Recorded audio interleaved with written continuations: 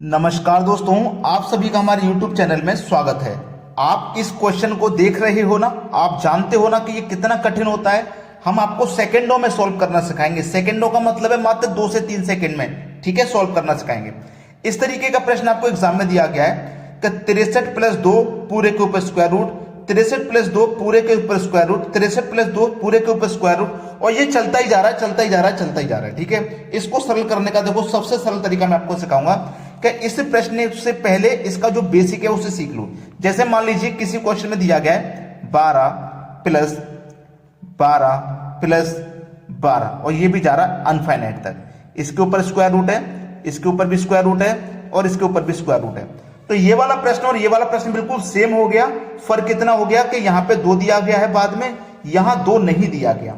तो देखो ऐसा प्रश्न जब रहता है तो हम क्या करते हैं, सभी जगह सेम संख्या है तो हमको ऐसे फैक्टर करने होते हैं इस संख्या के जिनके बीच का अंतर 1 आ जाए। जैसे 4 गुने 3, बीच का अंतर 1 है, 4 तिया 12 होता है, इन दोनों के बीच का अंतर 1 है। तो जब प्लस में क्वेश्चन रहता है ना, प्लस में, तो फैक्टर की बड़ी संख्या आंसर होती है। यानी कि इस प्रश्न का सही जवाब है आपका 4। ठीक है, इस प्रश्न का सही जवाब 4 है। यहां तक किसी को कोई दिक्कत नहीं। लेकिन यहां पे 63 दिया गया है, मैं ऐसे फैक्टर नहीं कर सकता जिनके बीच का अंतर 1 आए। 9 सत्ते 63, अंतर कितना आएगा दोनों के बीच का? 2 आएगा। समझ लो मेरी बात को।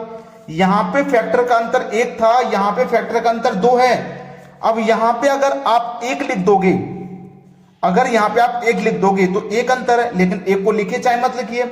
अब यहां पे 2 लिखा हुआ है तो अंतर 2 में आएगा, और 3 लिखा हुआ है तो 3 में आएगा। तो फैक्टर की बड़ी वाली संख्या आंसर हो जाएगी जब प्रश्न प्लस में चल रहा होगा। तो प्लस, क्लियर है ना? जब प्रश्न प्लस में चल रहा है तो फैक्टर की बड़ी संख्या आंसर, और अगर माइनस में चल रहा है प्रश्न तो फैक्टर की छोटी संख्या आंसर होती है। समझ गए मेरी बात को? चलिए अब देखेंगे अगला सवाल। अगला प्रश्न है 63 माइनस 2 पूरे के ऊपर स्क्वायर रूट, 63 माइनस 2 पूरे के ऊपर स्क्वायर रूट, 63 माइनस 2 पूरे के ऊपर स्क्वायर रूट, 63 माइनस 2 पूरे के ऊपर स्क्वायर रूट। अब यहां पे देखो मैंने आपको बता चुका हूं कि यहां पे माइनस में चल रहा है, फैक्टर इनके क्या आएंगे? वही आएंगे 9 गुने 7, 9 सत्ते 63, बीच का अंतर 2। जब प्लस में संख्या चलती है तो फैक्टर की बड़ी संख्या आंसर होती है, लेकिन जब माइनस में संख्या चलती है तो फैक्टर की छोटी संख्या आंसर होती है। तो इस प्रश्न का जो सही जवाब हो जाएगा वो फैक्टर की छोटी संख्या हो जाएगा, मतलब 7। कोई डाउट अगर हो तो कमेंट में पूछ लेना। अब देखेंगे अगला सवाल। अगला सवाल है 35 प्लस 2 पूरे के ऊपर स्क्वायर रूट, 35 प्लस 2 पूरे के ऊपर स्क्वायर रूट, 35 प्लस 2 पूरे के ऊपर स्क्वायर रूट, 35 प्लस 2। तो ये 35 प्लस 2, 35 प्लस 2 यही तो चलता हुआ जा रहा है, और ये जलता हुआ जा रहा है। तो मैं आपको इसका तरीका बता चुका हूं कि आपको 35 के फैक्टर ऐसे करने हैं, जब यहां 2 दिया गया है तो बीच का अंतर 2 आ जाए, फैक्टर की संख्याओं का अंतर 2 आ जाए। तो मैं 35 के फैक्टर कर सकता हूं 7 गुने 5, 7 पंजे 35 होता है, और दोनों के बीच का अंतर कितना हो जाएगा? 2 हो जाएगा। फैक्टर मैंने कर दिया। अब आपको बस ये देखना है क्या प्रश्न में अगर प्लस का साइन चल रहा है तो हमारी फैक्टर की बड़ी संख्या आंसर हो जाएगी, मतलब 7। तो 7 इस प्रश्न का बिल्कुल सही जवाब हो जाएगा, है ना? अगर हमारा माइनस में प्रश्न चल रहा है, माइनस में, तो फैक्टर की छोटी संख्या आंसर हो जाएगा। छोटी संख्या का मतलब है 5 इस प्रश्न का आंसर हो जाएगा। समझ में आ गया है प्रश्न सभी को? अब देखेंगे अगला सवाल। अगला प्रश्न है 72 माइनस, फिर 72 minus 72 minus root 72, root 72, root 72 चल रहा है। तो हमें क्या करना है, इस 72 के ऐसे फैक्टर करने हैं जिनके बीच का अंतर 1 आ जाए, क्योंकि यहां इसके बाद कोई संख्या नहीं है तो इसका मतलब यहां 1 होती है। तो स्क्वायर रूट में 1 लिखिए चाहे मत लिखिए।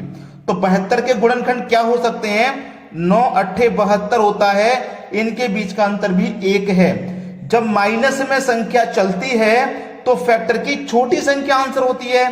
तो छोटी संख्या का मतलब है इस प्रश्न का आंसर कितना हो जाएगा? 8 हो जाएगा। इस प्रश्न का आंसर कितना हो जाएगा? 8। अगर यह सवाल प्लस में चलता तो फैक्टर की बड़ी संख्या आंसर होती। अब नीचे एक और सवाल लिखा हुआ है root 56 plus root 56 plus root 56। अब इसका आंसर जितने भी बच्चे हैं, मैं आपको होमवर्क के लिए ये सवाल दे रहा हूं, जितने भी बच्चे हैं इस प्रश्न का आंसर कमेंट में फटाफट से इस प्रश्न का आंसर बता दीजिए। मुझे नहीं लगता कोई भी बच्चा ऐसा है जो इस प्रश्न का आंसर नहीं बता पाएगा। सभी बच्चे कमेंट करेंगे अपना अपना आंसर। वीडियो कैसा लगा ये भी बता दीजिएगा, मैं आपके लिए रेगुलर वीडियोस लेकर के आऊंगा। ठीक है दोस्तों, धन्यवाद।